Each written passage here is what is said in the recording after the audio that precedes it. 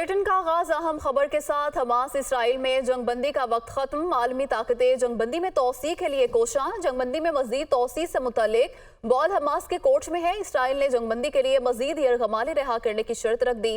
تمام یرغمالیوں کی رہائی تک چین سے نہیں بیٹھیں گے۔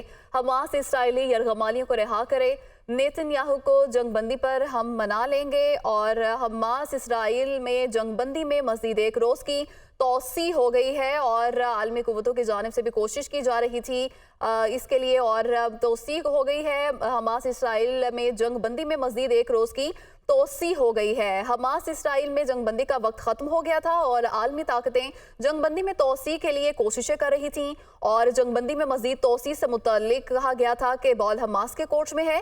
اسرائیل نے جنگ بندی کے لیے مزید یرغمالی رہا کرنے کی بھی شرط رکھ دی تھی، اور یہ بھی کہا گیا تھا کہ تمام یرغمالیوں کی رہائی تک چین سے نہیں بیٹھیں گے۔ حماس اسرائیلی یرغمالیوں کو رہا کرے اور نیتن یاہو کو جنگ بندی پر ہم منا لیں گے۔ اقوام متحدہ کے سیکیورٹی کونسل اجلاس میں امریکی سفیر کی جانب سے یہ گفتگو کی گئی تھی، اور ابھی یہ خبر سامنے آئی ہے کہ حماس اسرائیل میں جنگ بندی میں مزید ایک روز کی توسیع کر دی گئی ہے۔ حماس اسرائیل میں جنگ بندی کا وقت ختم ہو گیا تھا اس سے پہلے تک، اور عالمی طاقتیں جنگ بندی میں توسیع کے لیے کوششیں کر رہی تھیں، اور یہ کہا جا رہا تھا کہ جنگ بندی میں مزید توسیع سے متعلق بال حماس کے کورٹ میں ہے، اور اسرائیل نے جنگ بندی کے لیے مزید یرغمالیوں کو رہا کرنے کی بھی شرط رکھ دی تھی، اور یہ بھی کہا گیا تھا کہ تمام یرغمالیوں کی رہائی تک چین سے نہیں بیٹھیں گے۔ حماس اسرائیلی یرغمالیوں کو رہا کرے، امریکی سفیر کی جانب سے بھی گفتگو کرتے ہوئے یہ کہا گیا تھا کہ ہم نیتن یاہو کو جنگ بندی پر منا لیں گے، اور جبکہ چینی وزیر خارجہ نے غزہ میں مستقل جنگ بندی کے لیے پائیدار حکمت عملی بنانے پر زور دیا تھا، اور ابھی یہ خبر سامنے آئی ہے کہ جنگ بندی میں مزید ایک روز کی توسیع کر دی گئی ہے۔ حماس اسرائیل میں جنگ بندی میں مزید ایک روز کی توسیع کر دی گئی ہے، اور جنگ بندی میں کا وقت ختم ہو گیا تھا، اور اب یہ خبر سامنے آئی ہے کہ مزید ایک روز کی توسیع کر دی گئی ہے حماس اسرائیل میں جنگ بندی میں، اور عالمی طاقتیں اسی حوالے سے سرگرم تھیں کہ جنگ بندی میں توسیع کی جائے، اور ایک روز کی توسیع کر دی گئی ہے۔ اور اس سے پہلے تک یہ بھی کہا جا رہا تھا کہ جنگ بندی میں مزید توسیع سے متعلق بال اب حماس کے کورٹ میں ہے، اور اسرائیل کی جانب سے مزید یرغمالیوں کو رہا کرنے کی بھی شرائط رکھی گئی تھیں۔ اس سے پہلے چھٹے روز حماس نے مزید 16 یرغمالی رہا کر دیے اور اسرائیلی فوجیوں کی رہائی کے بدلے اپنی شرائط پیش کی تھی۔ چینی وزیر خارجہ کی صدارت میں غزہ کی صورتحال پر غور کے لیے سلامتی کونسل کا اجلاس ہوا۔ سعودی عرب نے تسلیم شدہ آزاد اور خود مختار فلسطینی ریاست کے قیام اور اقوام متحدہ کی رکنیت دینے کا مطالبہ کیا ہے۔ آیت اللہ خامنائی نے صہیونیوں کو سمندر میں پھینکنے کا بیان کو جھوٹ قرار دے دیا۔ جنگ بندی ختم ہونے سے پہلے حماس نے مزید 16 یرغمالیوں کو رفح بارڈر پر ریڈ کراس کے حوالے کر دیا۔ ان میں روسی اور تھائی شہری شامل ہیں۔ حماس کے سینئر رہنما نے کہا کہ ثالثوں کو اسرائیلی فوجیوں کی رہائی سے متعلق اپنی رضامندی اور اسرائیلی فوجیوں کی رہائی کے بدلے اپنی شرائط سے بھی آگاہ کر دیا ہے۔ چینی وزیر خارجہ وانگ جی کی صدارت میں اقوام متحدہ کی سلامتی کونسل کا اجلاس ہوا۔ انہوں نے کہا کہ چین مشرق وسطی میں مستقل امن چاہتا ہے۔ امریکی سفیر لنڈا تھامس نے غزہ میں مزید جنگ بندی کا اشارہ دے دیا۔ ان کا کہنا تھا کہ اگر حماس مزید یرغمالیوں کو رہا کرے گی تو اسرائیل جنگ بندی کے لیے تیار ہے۔ سعودی وزیر خارجہ شہزادہ فیصل بن فرحان نے خطاب میں کہا کہ بین الاقوامی سطح پر تسلیم شدہ آزاد اور خود مختار فلسطینی ریاست کا قیام عمل میں لایا جائے اور اسے اقوام متحدہ کی مکمل رکنیت دی جائے۔ ایران کے روحانی پیشوا آیت اللہ خامنائی نے کہا ہے کہ ہم نے کبھی صہیونیوں کو سمندر میں پھینکنے کی بات نہیں کی۔ ایک ایسے وقت میں جب خطے میں ایرانی حمایت یافتہ مسلح گروپوں کے بیانات میں اضافہ ہو رہا ہے جن میں اسرائیل اور صہیونیوں سے لڑنے کا مطالبہ کیا جا رہا ہے۔ جنیوا میں عالمی ادارہ صحت کے ڈائریکٹر ٹیڈروس نے کہا کہ غزہ میں وبائی امراض پھیلنے کا خوف ہے۔ صرف 15 اسپتال آپریشنل ہیں جن میں مزید گنجائش نہیں ہے۔ غزہ میں مستقل جنگ بندی کا مطالبہ۔ دنیا بھر میں احتجاج جاری۔ جنوبی افریقہ، جاپان اور فلپائن سمیت متعدد ممالک میں ریلیاں اور مظاہرے۔ دوسری جانب اقوام متحدہ نے ایک بار پھر 2 ریاستوں کے قیام کو مسئلہ فلسطین کا حل قرار دے دیا۔ مزید جانیے اس رپورٹ میں۔ فلسطینیوں سے اظہار یکجہتی کے لیے دنیا بھر میں مظاہروں کا سلسلہ جاری۔ ہزاروں کی تعداد میں عوام سڑکوں پر نکل آئے۔ شرکاء کا غزہ میں مستقل جنگ بندی اور امدادی کارروائیوں میں تیزی لانے کا مطالبہ۔ انگلینڈ کے دارالحکومت لندن میں پارلیمنٹ کے سامنے ویسٹ منسٹر پل پر فلسطین کے حامیوں نے مظاہرہ کیا، جنہوں نے برطانوی حکومت سے غزہ میں مکمل جنگ بندی اور اسرائیل کو ہتھیاروں کی فروخت بند کرنے کا مطالبہ کرنے والے بینرز لہرائے۔ جنوبی افریقہ کے شہر جوہانسبرگ میں ہزاروں کی تعداد میں عوام نے اسرائیلی مظالم کے خلاف مظاہرہ کیا۔ جاپان کے دارالحکومت ٹوکیو میں بھی فلسطینیوں سے اظہار یکجہتی کے لیے ریلی نکالی گئی۔ فلپائن میں بھی ہزاروں افراد نے غزہ میں مستقل جنگ بندی کا مطالبہ کرتے ہوئے منیلا کی سڑکوں پر مارچ کیا۔ ادھر اقوام متحدہ میں فلسطین کے سفیر قریشی نے کہا ہے کہ غزہ کی تباہ کن صورتحال کا عالمی برادری فوری طور پر نوٹس لے۔ فلسطینیوں کی جدوجہد ہرگز رائے گاہ نہیں جائے گی۔ دوسری جانب اقوام متحدہ نے بھی عالمی برادری پر زور دیا ہے کہ اس تنازع کو حل کرنے کے لیے دو ریاستوں کا قیام بہت ضروری ہے۔ اقوام متحدہ کی ڈائریکٹر جنرل نے جنیوا میں اپنی تقریر میں کہا کہ غزہ کے لوگوں پر مظالم بند ہونے چاہیے۔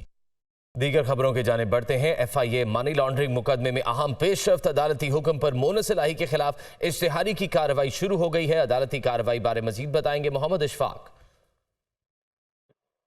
جی بالکل، ایف آئی اے منی لانڈرنگ مقدمے میں بڑی پیش رفت ہوئی ہے۔ عدالتی حکم پر مونس الہی کے خلاف اشتہاری قرار دینے کی کارروائی باقاعدہ شروع کر دی گئی ہے۔ عدالتی حکم پر مونس الہی سے متعلق مختلف جگہوں پر اشتہارات آویزاں کر دیے گئے ہیں اور اس کے مطابق مونس الہی کو آج عدالت میں پیش ہونے کے لیے مہلت دی گئی ہے۔ اشتہار میں یہ کہا گیا ہے کہ مونس الہی روپوش ہیں، عدالت پیش نہیں ہو رہے، اور اگر مونس الہی اس حوالے سے آج پیش ہو جاتے ہیں تو ان کی خلاف کارروائی ختم ہو جائے گی۔ اسپیشل سینٹرل عدالت کے جج نے منی لانڈرنگ کیس سے متعلق مونس الہی کے خلاف اشتہاری قرار دینے کی کارروائی شروع کر رکھی ہے، اور اس سلسلے میں ایف آئی اے نے مقدمے کا چلان بھی عدالت میں جمع کروا رکھا ہے، اور بار بار عدالت کی جانب سے مونس الہی کی طلبی کے باوجود مونس الہی پیش نہیں ہو رہے، جس کے بعد عدالت نے مونس الہی کی طلبی کے لیے اشتہار جاری کر دیا ہے اور یہ کہا ہے کہ اگر آج مونس الہی پیش ہو جاتے ہیں تو یہ کارروائی یہی ختم ہو سکتی ہے، اور اگر مونس الہی پیش نہیں ہوتے تو ان کو اشتہاری قرار دینے کی کارروائی آگے بڑھائی جائے گی۔ بہت شکریہ محمد اشفاق۔ آصف علی زرداری، نواز شریف، یوسف رضا گیلانی اور دیگر کے خلاف توشہ خانہ ریفرنس کی سماعت 20 دسمبر تک ملتوی ہے۔ احتساب عدالت اسلام آباد کے جج محمد بشیر نے کیس کی سماعت کی۔ اسی حوالے سے مزید بات کریں گے نمائندہ رضوان قاضی سے۔ جی رضوان، بتائیے گا آج کیا عدالتی کارروائی ہوئی ہے؟ جی، احتساب عدالت کے جج محمد بشیر نے توشہ خانہ گاڑیوں سے متعلق ریفرنس کی آج سماعت کی ہے۔ نواز شریف کے وکیل قاضی مصباح ایڈوکیٹ عدالت میں پیش ہوئے، جبکہ اس موقع قاضی مصباح ایڈوکیٹ نے عدالت کو بتایا کہ نواز شریف شامل تفتیش ہو گئے ہیں، ان کو سوال نامہ فراہم کیا گیا تھا جس کا جواب انہوں نے دے دیا ہے۔ اب فردر جو ہے نیب پہ ڈیپینڈ کرتا ہے کہ وہ مزید سپلیمنٹری ریفرنس دائر کرتے ہیں یا کیا کرتے ہیں، جس پر عدالت نے استفسار کیا نیب پراسیکیوٹر سے استفسار کیا کہ آپ نے کیا کرنا ہے۔ اس پر نیب پراسیکیوٹر نے عدالت کو بتایا کہ ہم اس کو دیکھ رہے ہیں، تفتیشی افسر نے ہمیں بتا دیا ہے کہ بیان میں جمع ہو گیا ہے۔ اس پر عدالت نے پراسیکیوٹر کی طرف سے مزید وقت کی استدعا پر سماعت 20 دسمبر تک کے لیے ملتوی کر دیا ہے۔ جی رضوان قاضی، بہت شکریہ آپ کا۔ سابق وزیر اعظم نواز شریف کو ایون فیلڈ ریفرنس میں باعزت بری کر دیا گیا ہے۔ اسلام آباد ہائی کورٹ کے 2 رکنی بینچ نے مختصر فیصلہ سنا دیا۔ ایون فیلڈ ریفرنس میں اب تک کیا ہوا، دیکھتے ہیں اسلام آباد سے تیار کردہ اس رپورٹ میں۔ سابق وزیر اعظم Nawaz Sharif even field reference میں باعزت بری، 10 سال کی سزا اور جرمانہ کالعدم قرار۔ اسلام آباد ہائی کورٹ کے 2 رکنی بینچ نے فیصلہ سنا دیا۔ ایون فیلڈ ریفرنس شریف خاندان کے لندن میں موجود فلیٹ سے متعلق ہے۔ ملک کے سیاسی منظرنامے میں اس جائیداد کی گونج 90 کی دہائی سے سنی جا رہی ہے، لیکن شریف خاندان اس کی مسلسل تردید کرتا رہا۔ 2016 میں پینما لیکس کے بعد یہ معاملہ ایک بار پھر سامنے آیا اور احتجاج کے بعد بالآخر سپریم کورٹ میں گیا۔ سپریم کورٹ نے 28 جولائی 2017 کو نواز شریف کو وزارت عظمیٰ کے عہدے سے نااہل قرار دے کر نیب کو نواز شریف کے خلاف ریفرنسز دائر کرنے کا کہا۔ 8 ستمبر 2017 کو نیب نے نواز شریف اور ان کے بچوں کے خلاف العزیزیہ سٹیل ملز، فلیگ شپ اور ایون فیلڈ ریفرنسز دائر کیے۔ 26 ستمبر 2017 کو نواز شریف پہلی بار احتساب عدالت میں پیش ہوئے اور پھر پیشیوں کا طویل سلسلہ چلا۔ 21 فروری 2018 کو نواز شریف مسلم لیگ نون کی صدارت کے لیے بھی نااہل ہو گئے۔ 6 جولائی 2018 کو ایون فیلڈ کیس میں نواز شریف کو 10 سال قید کی سزا سنائی گئی۔ ستمبر 2018 میں اسلام آباد ہائی کورٹ نے نواز شریف، مریم نواز اور کیپٹن ریٹائرڈ صفدر کی سزا معطل کرتے ہوئے انہیں ضمانت پر رہا کرنے کا حکم دیا۔ مارچ 2019 میں سپریم کورٹ کے حکم پر نواز شریف کی 6 ہفتوں کے لیے طبی بنیادوں پر سزا معطل ہوئی۔ نومبر दिसंबर 2019 में हुकूमत ने नवाज शरीफ को इलाज की खातिर 4 हफ्तों के लिए बैरून मुल्क जाने की मशरूत इजाजत दी। 19 नवंबर 2019 को साबिक वजीर आजम इलाज के लिए लंदन रवाना हुए। 2 दिसंबर 2020 को इस्लामाबाद हाई कोर्ट ने एवनफील्ड और अल अजीजिया केस में नवाज शरीफ को इश्तिहारी करार दिया। 24 जून 2021 को इस्लामाबाद हाई कोर्ट ने नवाज शरीफ की अपीलें अदम पैरवी की बुनियाद पर खारिज कर दी। अक्टूबर 2023 में वतन वापसी के बाद नवाज शरीफ ने अदालत सरेंडर करने के बाद फैसले तक सजा मुअत्तली की दरखास्त की। वेलकम बैक नाज़रीन। मरियम नवाज का इंतखाबी सरगर्मियां तेज करने का फैसला। इलेक्शन की तैयारियां, नून लीगी क़यादत के वर्कर कन्वेंशन और जलसों का बाकायदा आगाज। मुस्लिम लीग नून की चीफ ऑर्गेनाइजर मरियम नवाज पंजाब में इंतखाबात से कबल वर्कर कन्वेंशन में शिरकत करेंगी। क्या मसरूफियात रहेंगी, बताएंगे deputy bureau chief Lahore Hasan Raza. मुस्लिम लीग नून की चीफ ऑर्गेनाइजर मरियम नवाज शरीफ का इंतखाबी सरगर्मियां तेज करने का फैसला किया गया है। आइंदा इंतखाबात की तैयारियों के सिलसिले में मुस्लिम लीग नून की क़यादत का वर्कर्स कन्वेंशन और जलसों का बाकायदा आगाज किया जाएगा और चीफ ऑर्गेनाइजर मरियम नवाज का पंजाब में इंतखाबात से कबल वर्कर्स कन्वेंशन में शिरकत करेंगी। मुस्लिम लीग नून की चीफ ऑर्गेनाइजर मरियम नवाज 9 दिसंबर को जलालपुर जट्टा वर्कर्स कन्वेंशन में शिरकत करेगी। वर्कर्स कन्वेंशन का इनेकाद जलालपुर जट्टा स्टेडियम में मुनक्किद किया जाएगा और इसके बाद साहिवाल डिवीजन, रावलपिंडी डिवीजन, मुल्तान, भावलनगर, भावलपुर और दीगर इजला में भी जो है वर्कर कन्वेंशन का इनेकाद किया जाएगा। बहुत शुक्रिया हसन रजा। कोयटा में पीपल्स पार्टी के यौम तासीस पर जलसे की तैयारियां मुकम्मल। अयूब स्टेडियम में जलसे के लिए जियाले पहुंचने लगे। कोयटा में पीपल्स पार्टी के परचमों और बैनर्स की भरमार। जलसे से बिलावल भुट्टो और आसिफ अली जरदारी समेत दीगर कायदीन खिताब करेंगे। बात करेंगे हमारे नुमाइंदे फरीदुल्लाह खान से। फरीदुल्लाह खान, कितने बजे तक खिताब मुतवक्के है? हाँ जी बिल्कुल, पीपल्स पार्टी का यौम तासीस इस दफ़ा बलूचिस्तान में और ख़ासकर दारुल-हुकूमत कोयटा में मनाया जा रहा है। इसकी तमाम तैयारियों को हतमी शक्ल दे दी गई है। जो यौम तासीस का जलसा है कोयटा का अयूब स्टेडियम फुटबॉल ग्राउंड में मुनक्किद होगा। ये दोपहर को ये जलसा शुरू हो जाएगा। इस जलसे के लिए जो है कारकुनों की बड़ी तादाद न सिर्फ बलूचिस्तान बल्कि सिंध के मुख्तलिफ इलाकों से और पंजाब से बड़ी तादाद में कारकुन यहाँ पहुँच रहे हैं। डेरा मुराद जमाली हो, उस्ता मोहम्मद हो, जैकमाबाद हो और दूसरे इलाकों से बड़ी तादाद में कारकुन यहाँ पहुँच रहे हैं, अपनी अपनी क़यादत की तादाद में पहुँच रहे हैं। और इस जलसे से जो मेन खिताब वो पार्टी चेयरमैन है बिलावल जरदारी भुट्टो उनका और आसिफ अली जरदारी करेंगे। इस तरह खुर्शीद शाह और दिगर जो सूबाई क़यादत है तमाम कर रही है। और जलसे को जो सिक्योरिटी के भी सख्त इंतजाम किए गए हैं। कोयटा शहर और अयूब स्टेडियम के इर्द गिर्द में 6000 से ज़ायद जो है पुलिस की नफरी तैनात की गई। वॉक थ्रू गेट लगाए गए और इनके जो जलसागाह में दाखिल होने के लिए आलों के लिए बाकायदा तलाशी ली जा रही है। हर एक किस्म की चेकिंग करने के बाद वहाँ उन्हें छोड़ा जा रहा है। कारकुन खासे पुरजोश हैं, हाथों में झंडे उठाए हुए हैं, बैनर्स उठाए हुए हैं और बार बार जो है वो पार्टी के जो नारे हैं वो लगा रहे हैं और जो इनके गाने हैं वो गा रहे हैं। उनका कहने को पुरजोश अंदाज में जो है आज यौम तासीस वो मनाएंगे और ये दिखाएंगे कि बलूचिस्तान में जो यौम तासीस मनाया जा रहा है कि बलूचिस्तान वाले भी किसी तरह पार्टी कारकुनों से कम नहीं, वो भी आज साबित कर भरपूर तौर पर साबित करने की कोशिश करेंगे। बहुत शुक्रिया फरीदुल्लाह खान।